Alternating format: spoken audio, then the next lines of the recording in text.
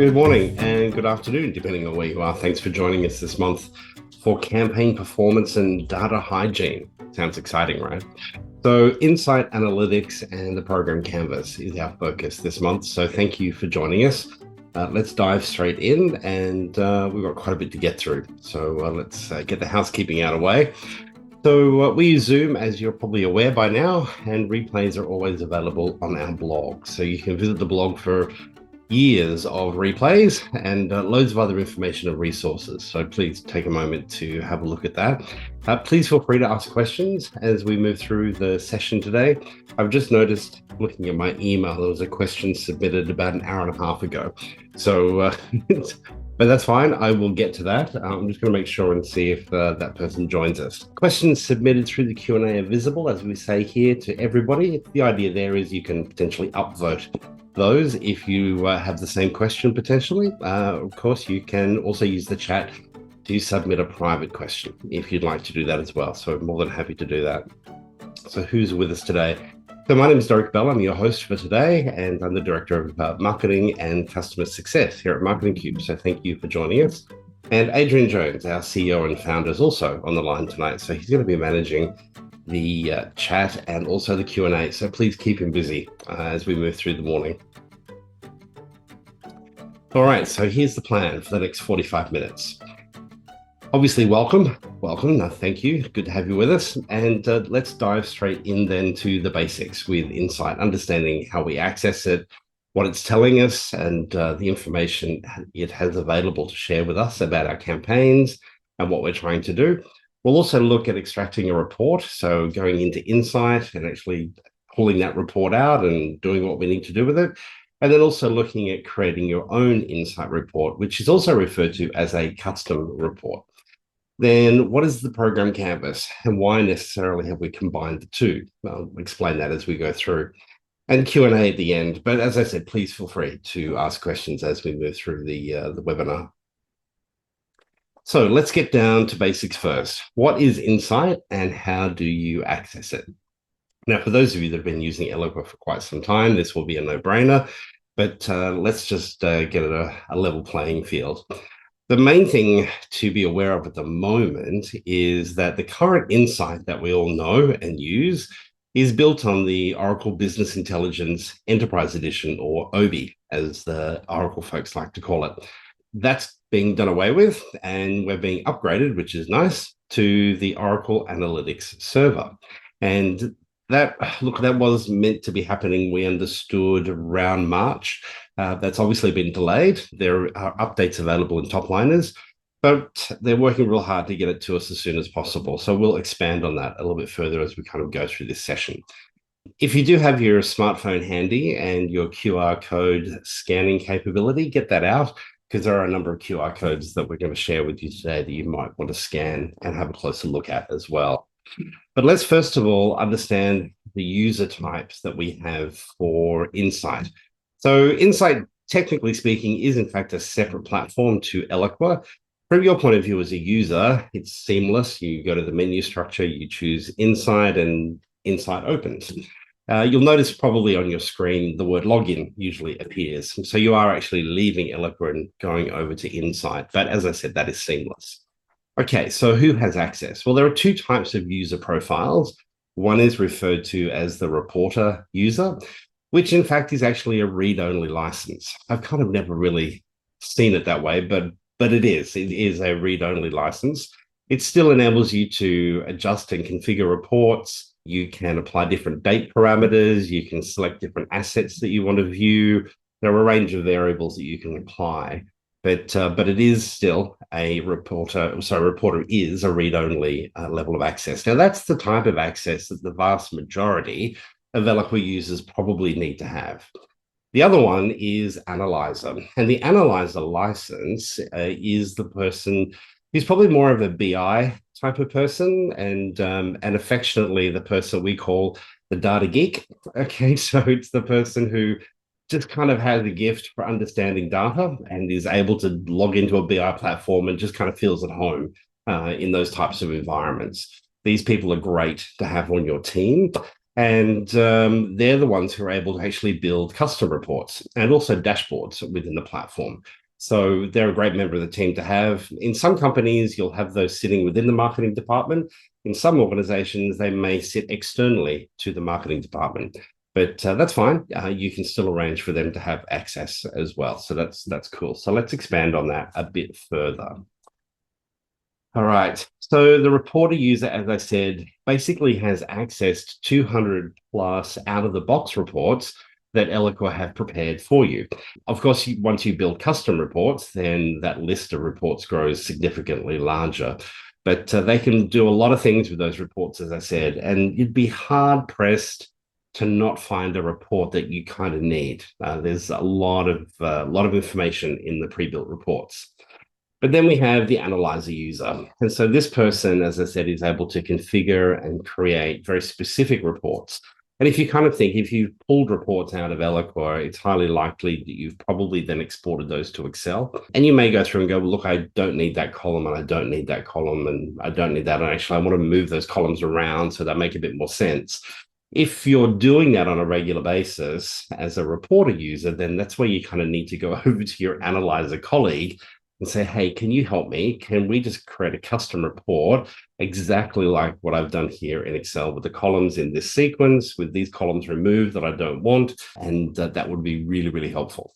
So absolutely, you can do that. And in reality, look, it probably, depending on the complexity of what you're trying to do, it may take the analyzer maybe 15, 20 minutes to do that. It's not an overly lengthy process, but it just depends on the level of complexity that's involved in doing that.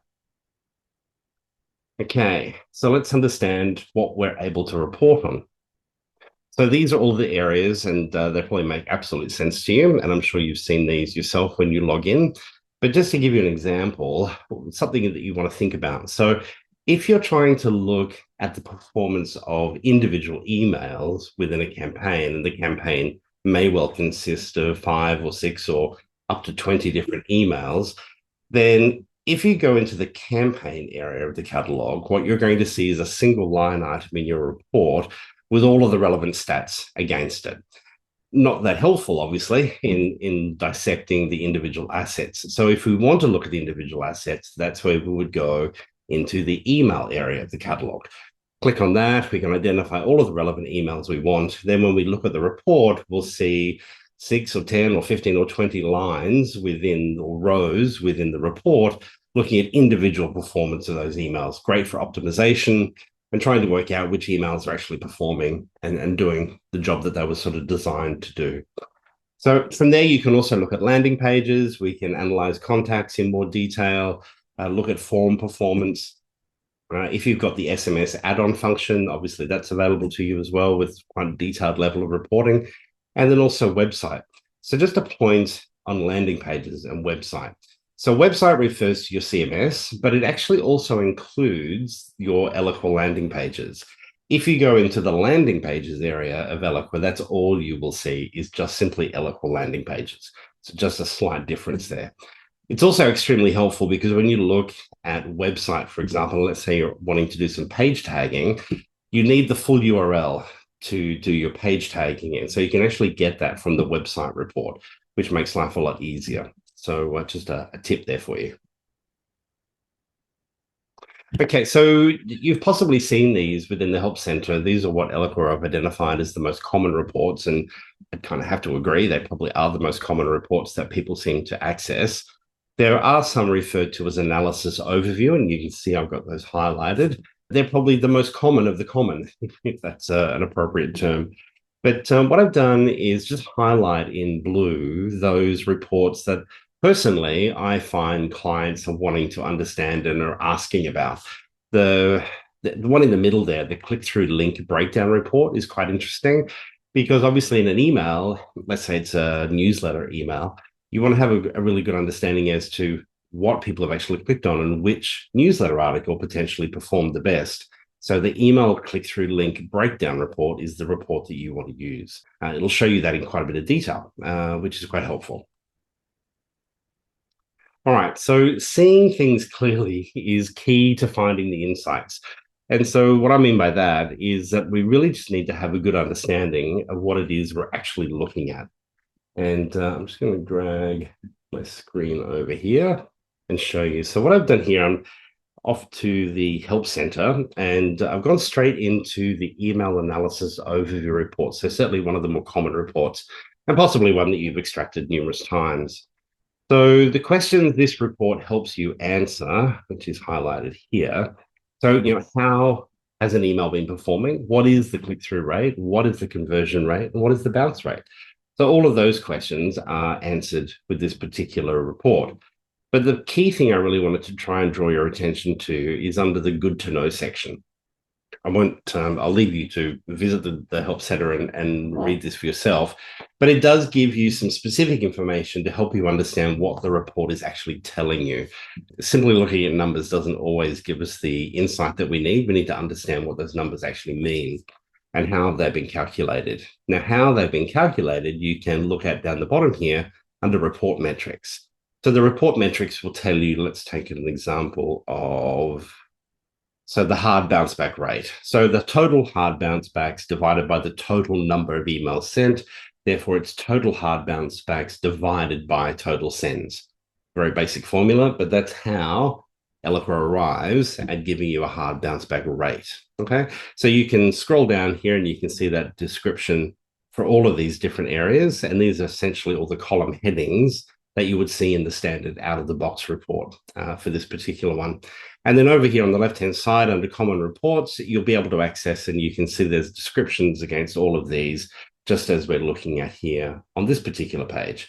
So I just wanted to make you aware that that was there. So if you're ever kind of like, well, why am I seeing this or etc., you may find some helpful information here in the Help Center. Okay. So how do I extract a report from Insight? This is pretty simple. I promise you, it's not that complicated. First thing I wanted to identify for you, if you're using Redwood or if you're not using Redwood, the experience to actually access through the navigation is in fact the same, hasn't changed. So don't be fearful turning on Redwood. I hope you're using Redwood. I use it. I love it. So it's simple and the process is exactly the same. So that's the first thing. All right. What about extracting a report? So I figured the easiest way to do this is to sort of go through a scenario and help you understand. So the process that we follow to extract a report from Insight is really quite consistent across all the different reports. You're essentially going to provide usually a date range. You may use a dropdown to just easily select last 14 days or last 21 days or last 30 days, I think it is, or you can provide your own date parameters. So it's one or the other. But this particular level of functionality that we're about to look at is something that both the reporter and then obviously the analyzer can do as well. Okay, so it's not unique to either of them. You can do this as the basic sort of read-only type of user. Okay, so let's jump in and have a look. So here we are. We're at the home screen of Eloqua, and we go straight to the analytics menu, and we jump straight into Insight. Hello, Nipan. I can see you're on the line and your question, which you've submitted, I got that. It's come through. It was about an hour and a half ago. I think it hit my inbox. So normally I'd have a nice slide all presented, but I didn't see this until sort of 10 minutes before the webinar started, so I apologize. Let me just finish this and I'll answer your question. So what we're looking at is an email analysis overview report. So what you see when you log in will be different to what you're seeing on the screen right now, because I'm seeing alerts that I have set up, dashboards that I've looked at.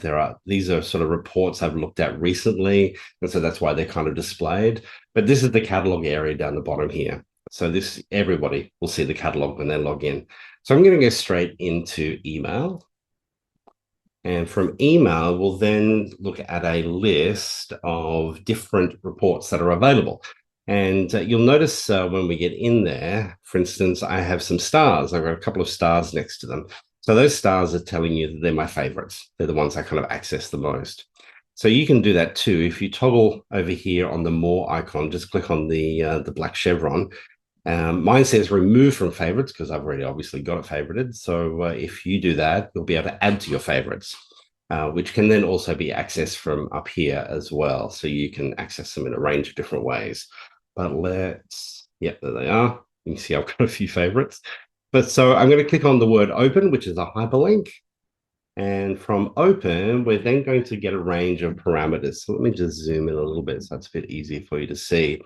So when I come in, it defaults to last 14 days. Now, as I said to the Australian audience the other day, I don't want to sound condescending, but the easiest way to do this is to tell you just to read the screen. If you read the screen and read the information in front of you, you won't go wrong. So select the time span for the email send date. And then it says, remember to ensure the time range is set to blank. Okay. So it's this or it's this. It's one of the two. So if we don't want to use this, we need to select the blank value and then we can nominate a date range. So I'm going to select the date range. I'm just going to go back to the 1st of January this year and then maybe just choose up till today, like so. Now, this area here is not required, nor is this area, but they can be quite helpful. So if you're wanting to focus on a series of emails within a particular campaign, and maybe all of those email assets, in fact, have a unique code associated to them, then what you can do is click on the More Search function here. So click on More Search. You'll then get a pop-up window in front of you. And there are a few ways you can play with this. So I'm going to choose contains, and I'm going to nominate the emails from last month's user group. There we go. So there's all the different emails that we had for last month. So I can click on either a single chevron. If I click on the single chevron, it brings across one email, and this is our selected side. So whatever's on the right-hand side is what's actually going to be included in the report. But I know I want all of them, and Eloqua has actually highlighted all of the matches for me anyway. And so I'm just going to move the whole lot to the right-hand side and click OK. Now, I'm a small marketing team here at Marketing Cube, so I don't use this one a great deal. But this one enables you to identify users within the team. So if you're a larger marketing team and there's yourself and there's your colleague Mary and Jamie and Fred and whoever, what you can go through is actually identify the users, etc., that you want to put across. So you can put the users over here and then potentially leave the emails blank. Okay, so then what you're going to see is all of the emails that Aaron and Adiputra have actually put together since the 1st of January. So it's just up to you as to kind of what's the easiest way to do it. Okay, so I'm going to run with this one and click on OK. Okay, so here we have our report. This is a live report, by the way. It's not a canned presentation. So you can see numbers of total sends, delivered, etc., all the way across. Now, as a basic user, you do have the ability to do some like basic moving around and adjusting of columns if you wanted to. But what most people will probably do at this point is come down to the bottom of the screen, and let me just zoom in a bit there for you so it's a bit clearer, and probably click on export. So I click on export. 9 times out of 10, you're going to click on Excel. You can choose the others, but I think 9 times out of 10, that's probably going to be your best option. And so there you're done. Now, one thing when you're in here to notice is this edit button in the bottom left-hand corner. Now, my profile within Eloqua is an analyzer. And so what that means is that I have the ability to create a custom report. And this typically is where you start the custom report process. So we'll talk about that a bit more in a few moments. Now, once you're in here, this is reasonably interactive. So what you can do is, I can click on, say, this one, and we can then go off to look at total delivered by contact. So I'll go ahead and click through. That page will then load. It'll give me a criteria to work through. I don't really need to adjust anything here. All I really need to do is click on OK, which I'm not going to do at this particular point because when I get to the next screen, you'll see all sorts of personally identifiable information. So there's no need to see that. But essentially, when you get to that next screen, you will see the details of contacts that make up that number that we just clicked on. Okay, so it's one way to get very quickly to the people who are actually engaging with your content. And then you can just go back to home from there. So that's how you essentially extract a report. And that process, as I said, is identical. It doesn't matter where you go. So if we head off to website and have a look at the different website reports, look at page details, if I click on open, you'll see the interface is essentially the same. We can choose just a date range, like so. We can leave, notice there's an asterisk here. That's telling you that that is actually required, but you'll notice there's no asterisk here. Okay, so if you leave that one blank and don't select it, you'll see all page details with any activity within the date range that you provided. Or if you wanted, again, to narrow it down, and certainly with URLs, it can be a bit crazy trying to scroll through that little tiny window. So again, click on the more search and you can come in here, again, using some keywords. Again, you've got different operators, so starts, contains, ends, all that sort of fun stuff. To narrow it down, again, moving everything over to the right-hand side. So it really doesn't matter which report you extract. The process is essentially the same. So there's no need to get too concerned or stressed about different types of reports, because fundamentally, the process of extracting them is exactly the same. Okay. So I should just ask, are there any questions at that point before we go on? Maybe that's a good segue for me to go back to Nipan's question. So Nipan, thank you for submitting your question. I'm just reading it here on my mobile. So first question, so there are two questions. First question, is it possible to create a report that automatically gets sent to you every week or month through Eloqua Insight? Absolutely. The answer is yes. Part of the challenge is knowing how to do it. Okay, so how do you do it? That's referred to as creating an agent. That's the language that the platform uses. And so think of an agent a little bit like a subscription. So essentially what you do is you build your report, then we go off and create the agent. And in the process of creating the agent, we need to identify the report that we want to include. We then need to tell it the frequency of delivery. So is it once a week? Is it once a month? Is it on a Monday, a Wednesday, and a Friday? So it's 3 days a week, whatever criteria you have, the report that you need to send through, the people you need to receive it. Now, those people that you need to receive it don't have to be Eloqua users. It can be anybody within your organization. Or as I like to tell clients, you can send the report to your mum if you want to. You just need an email address and it'll take care of it. And then also the format of what that report looks like when it arrives. So it arrives via email as an attachment, which obviously is different to Eloqua. We know we can't send attachments using Eloqua, but Insight does. So Insight will send in an email with an Excel file, if that's what you nominate, in order for the person to access. So what you want to do is create an agent. And I've got a short video that I won't show you here, but I'll show you where to access it so you can have a look at creating the agent to do that, Nipan. All right, so how to create a custom Insight report. Maybe it's this as well. So how to create a custom Insight report. Well, the first thing we need to do, let's use a scenario again. So the first thing to understand is that a custom report is something that an analyzer can do. Okay, so not the reporter. So if you only have reporter level of access, don't get frustrated at thinking you can't figure it out. You can't figure it out because you're not allowed to do it. Okay, the access privileges that you have as a reporter don't allow you to do that. As I said earlier, though, it's our experience that the vast majority of Eloqua users are very happy and life is good having a reporter level of access. Not everybody needs an analyzer level of access. And there's probably some things around governance that you should think about before you decide to just give everybody analyzer access. You know, for example, for a number of our clients, we build some pretty awesome reports and dashboards within Insight, and they obviously spend good money with us to do that, and simply making all of that work available to everybody to go and adjust and change and edit, etc., could throw things out. And then people have to spend more money to have us to come back in and fix those things for them and to get them back into the state that they should have been. If you're not really someone who is a BI type of personality or a real data geek who understands how BI platforms work, then maybe we leave that to the experts. And I'm sure you've probably got people within your team, or of course, as I said, that's something that we could obviously help you with as well. We do it for a number of clients.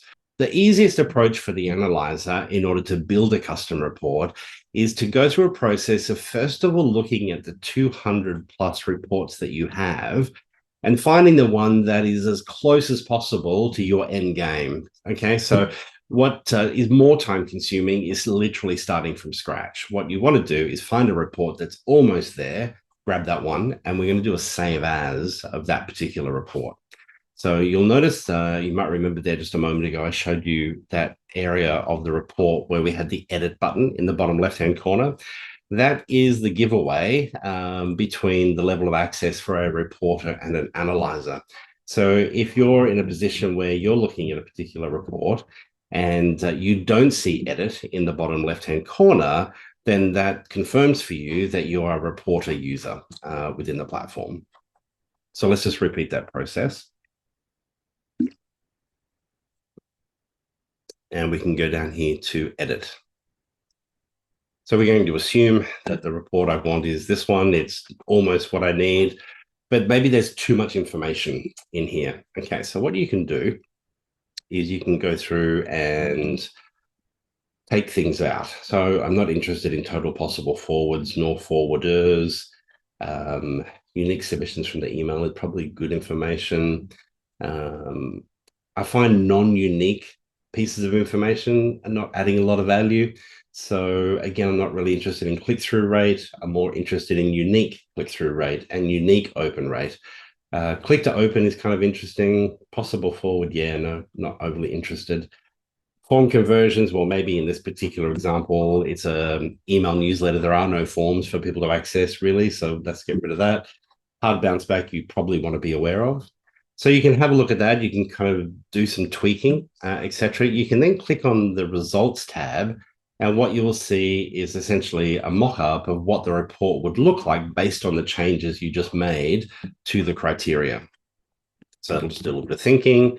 Just be aware that what you see here on the screen is the very first email that was ever built in the platform, or the oldest email is probably the one. So Volvo being a client of ours here in Australia. So that was created a long time ago. So don't worry about that. That's not the purpose of this exercise. The purpose of this exercise that you're looking at from a results area is just to see, okay, that's right. That's what I want. They're the columns that have been removed that I don't want. Okay, that's perfect. You can click on the edit function here. So that little pencil, so that pencil is pretty synonymous with multiple areas within Eloqua and within Insight. And you can then start to drill into a little bit more detail. Again, you'll start to see the columns here. You can click in here and you can do all sorts of fun things with column properties. You can make them colorful. You can center align text. You can move the actual data from the columns to the center, left or right alignment, all that kind of fun stuff. So you can really get into quite a bit of detail. But the first thing you're probably going to know, you may get to this point where we are right now and you're like, okay, well, it's time for lunch. I need to go. So you go and hit save. And save, of course, is a 3.5-inch floppy disk. I assume that's going to change with the update because there are people I have trained on Eloqua that have no idea what a 3.5-inch floppy disk is. So I'm going to click on save, which would be a very normal thing to do. And you're going to see this error message. Now, this error message doesn't really make a lot of sense, but what it's actually saying to you, because what we've done is we've gone into one of the out-of-the-box reports that Oracle provide you. We've made changes to it and we're trying to save it. And so effectively, Oracle's saying, no, you cannot change the master. You cannot make changes to it. So the simple solution there, instead of clicking on save the first time, is in fact to click on save as. So when you click on save as, you'll then be brought to, let me just zoom out a bit there for you. You'll then be brought to this area where you can save a whole range of things. What you don't want to do is shared folders, because if you try and save it into the shared folders, again, that won't work. You need to go to company shared. And from within company shared, you've got a whole range of different folders to play with. Okay, so just a FYI. The other thing I tend to do is try not to get rid of the original name of the report that you've based yours on. Just that I've been through the experience. I don't do it anymore, but like 10 plus years ago, put a fancy new name on it. And then I decide sort of 12 months later that I wanted to do a very similar report, but I couldn't for the life of me remember which report I'd actually based it on. So then I decided, okay, I'm going to keep that name. In some cases, what you can do is just drop it in the description, and then you can call it whatever you want here that makes sense. But in the description, you've then got the name. So that's just a tip more than anything else. All right, let me zoom out. All right.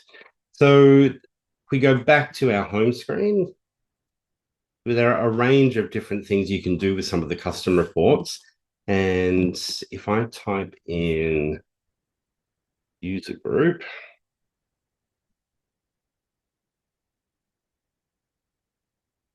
and these are, so obviously the user group is a fairly significant campaign that we run.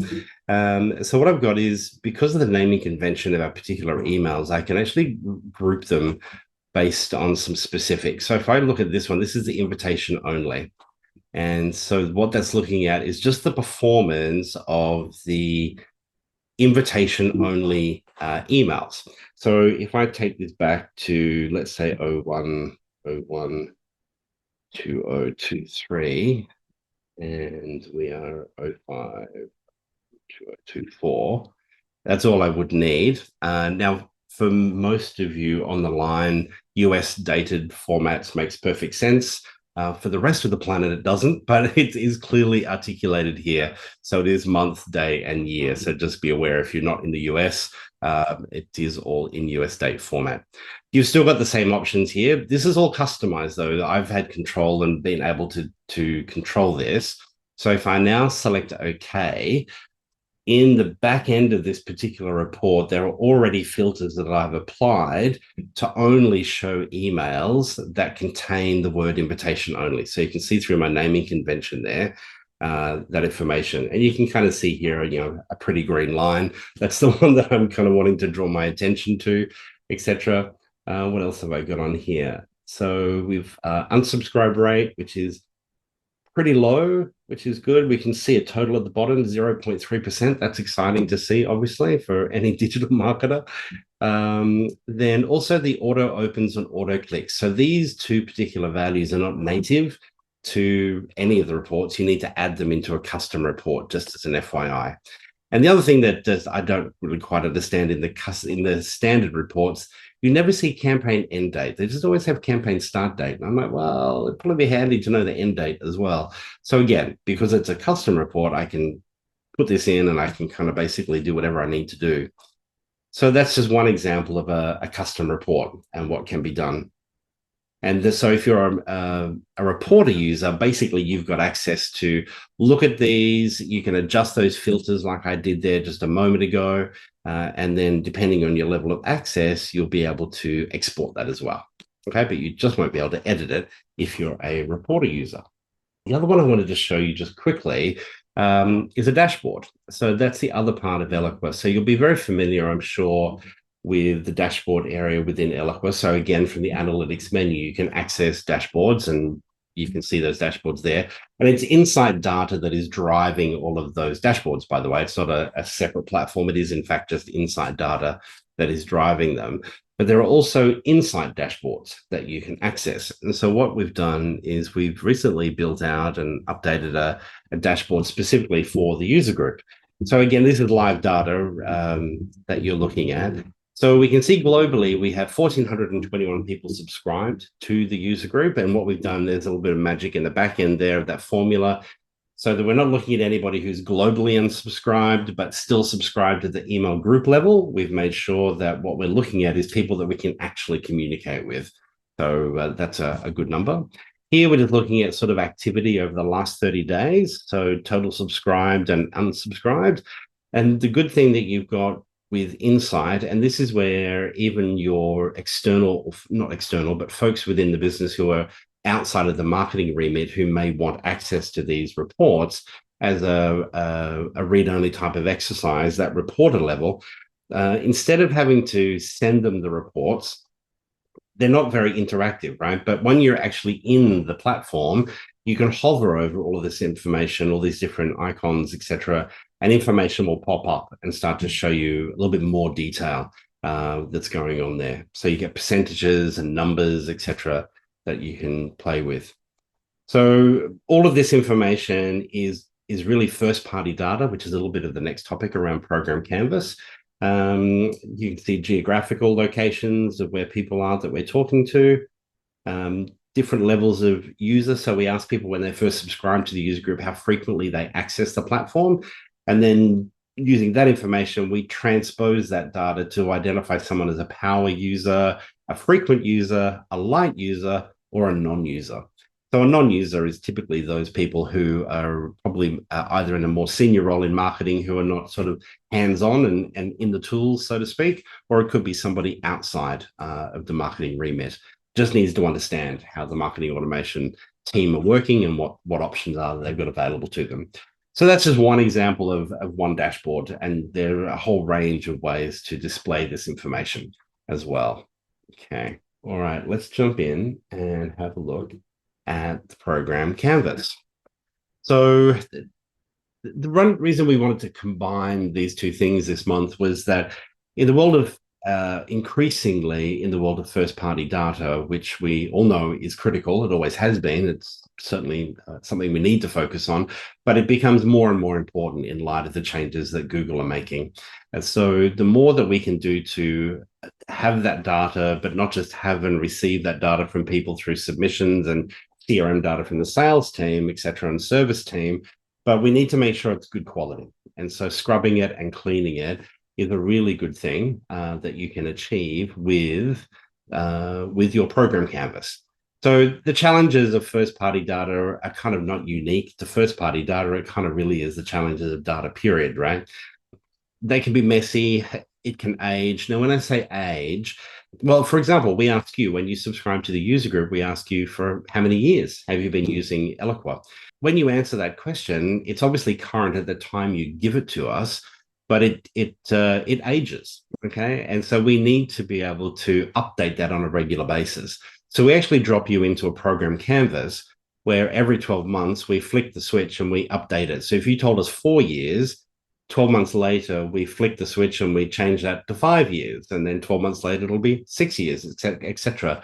Also good for universities. You know, if you think about the way universities are communicating with sort of seniors at high school and then into those early years of university, we want to understand, you know, what year of high school are you in, for example.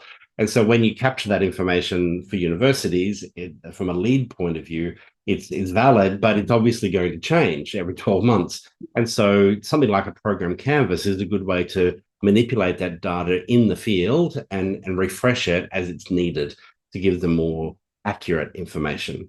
So data can be inaccurate, and that's always the case. It's not going to change, but there are things that we can do to make it more consistent and to make it more usable. Now, the better your data is, the other reason for having insight into this month's session is the better quality your data, the better quality your reporting is going to be. It's as simple as that. So that's why we wanted to focus on a little bit on Program Canvas this month as well. Okay, so Program Canvas can help in a range of ways. Now, this is literally just stripped directly from the Help Center. You've probably seen this, but just some key points. It's real time, and that's the big difference between, for those of you who have been using Eloqua for quite some time, you might be familiar with the program builder. So the program builder, that was the way we used to send emails in Eloqua before we had the campaign canvas. So once we had the campaign canvas, the program builder sort of diminished a little bit in use. It still had a solid application, don't get me wrong, but we used the campaign canvas to send emails. So just as the program canvas has come along, one of the key differentiators as to why you would want to use the program canvas over the program builder is it's real time. The program builder is sort of every 15-minute cycle, okay? It's great if you've got, if you want to automate repetitive manual tasks. So if you're constantly downloading data, scrubbing it for whatever reason, and then reloading it back into Eloqua, that's a perfect candidate for, hang on a minute, could a program help us do this process? Could a program automate this for us? A program is also how we talk to the CRM. It's also how you talk to third-party platforms. There could be just ad hoc cleansing that you're doing. There may be new data coming in. Maybe the business has done an acquisition. There's data coming in from a new team. We need to do some scrubbing and cleansing. And so a program could, in fact, be one way to do that. It's a really powerful tool that does have multiple applications. And so hopefully today I can share some of those with you as we kind of move through our time together this morning. QR codes are there. So if you do have questions and you'd like to talk further about any of these things, please reach out to us. We'd love to have that chat with you. I thought one of the easiest ways to give you a good example is to really give you a real life situation. So, as I said here, by 2018, we had reached a point as an organization where our audience had grown well beyond Australia and New Zealand. And the fact that I'm talking to you this morning is affirmation of that case. So we had really good data within Australia about which state people were in, for etc. But that became less and less relevant as our audience began to grow outside of the country. And so getting the country began to be the primary objective that we needed. So then the next problem came, and the next problem was looking at all of the different countries in the world and trying to be geographically specific. Now, North America is kind of easy because it's Canada, USA, and Mexico, right? That's kind of it. Then you've got Central America, etc. But if you come over to our part of the world, you've got Australia, New Zealand, but we make up the Pacific region, which is about, I think it's 25 separate nations within that region. If we go north up to Singapore and China, Japan, India, you're looking at like 45 separate countries. And heaven forbid, we go over to Europe and Africa. I mean, the list just gets bigger. And so manually creating all of those lists was just insane. So what we did is we created an Excel file, column A, column B. Column A had every country on the planet. And then column B, we nominated regions. So we said, okay, if it's Australia, that's Asia Pacific. If it's USA, that's North America. If it's Poland, well, is that EU or Europe? I'm out of turn there. I'm not quite sure. So if it's France, it's EU. If it's Norway, it's Europe. Okay, they're not in the EU. So we went through that process. Then we uploaded that information directly into Eloqua, into an area called Data Tools. And that works with a program that, in fact, goes through the whole process for me. And based on country, so every time anyone fills in a form at Marketing Cube, we're able to go through the process and update their information and assign a region to it. And so that whole process is automated from my point of view. So that's step 2 that we just talked about right there. That's the uploading, right? And then that was the challenge that I had. I kind of rushed ahead there with my story, but the impact of me being able to do that was being able to take that logic of regions and apply it to shared filters, segment templates, dynamic content to really capitalize on that geographical data. Now, how do I use it? I use it in a range of ways. One way is to help me try and deliver emails into people's inboxes within their business day, sort of roughly, versus some emails are going to arrive whenever they arrive, but we like to have control over trying to get emails to people during their working day versus outside of their working day, and certainly always trying to avoid Saturday, Sunday for delivery of emails. That's just a process that we like to follow here at Marketing Cube. So the result has just been so much easier with those region assignments, and it's a program canvas that simply does the magic. And this is the program canvas. You can see it's not complex. The update rules, that's the bit in the background. That's, again, another part within Eloqua called Data Tools. That's where that Excel file got uploaded to create the table. So Eloqua knew the logic. And that's all it did. I'm just zooming in there. So once people come in, so you'll see there's been 2.9 million people go through that. And I can assure you our contact database is nowhere near 2.9 million people. But it's just telling you that it's constantly refreshing. Okay, so it's run weekly. People go through that process, and the information is constant and it's fresh. And so it's as simple as it is. It's quite powerful. It's automated. And I worked out the other day when I looked at it, that program has in fact been running since 2018. So it's just been happily working away in the background. Okay, so the question that some people often have is, well, first of all, program canvas, campaign canvas, why would I do one or the other? Okay, they are different, but let's look at the program canvas first.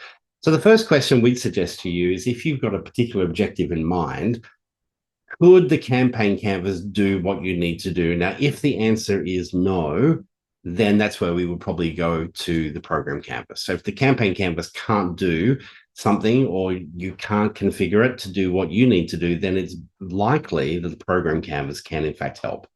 Now, it's always on, unlike the campaign canvas. The program canvas does not send emails. That's something to be clear about, right? It listens for changes live. So that's the real-time aspect that we were talking about. And contacts can re-enter a program again and again, unlike a campaign canvas. Okay. It's also good for those ad hoc type of things we talked about. It's how we integrate with the CRMs. It's also how we integrate with third-party platforms. On the other side of the fence, we have the campaign canvas, which has a start and end date, as we know. So it must have an end date. Now, the end date could be 2050 if you want it to be, but generally we don't do that. Obviously, it's where we send emails, and contacts cannot re-enter the campaign. And there's a very good reason for that. Now, you can send tasks to a CRM from the campaign canvas, but you actually do it using a program, funnily enough, right? So you can use the two together, and you can send people from one to the other and backwards and forwards, depending on what it is you're trying to do.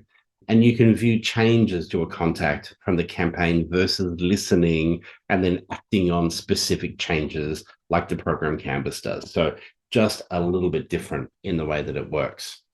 So if you're not sure which canvas to use, and you have a pretty good idea about the problem that you're trying to solve, speak with our Oracle certified team of experts. Obviously, we'd love to help and try and answer some of those questions for you. You can contact us through our website. You can scan that QR code. There's a whole range of ways to do that.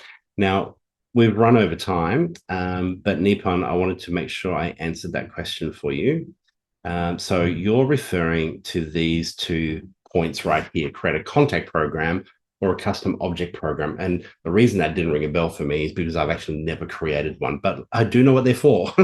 Okay, so first of all, the contact program is probably where you're going to spend the most of your program canvas skills, is around a contact program.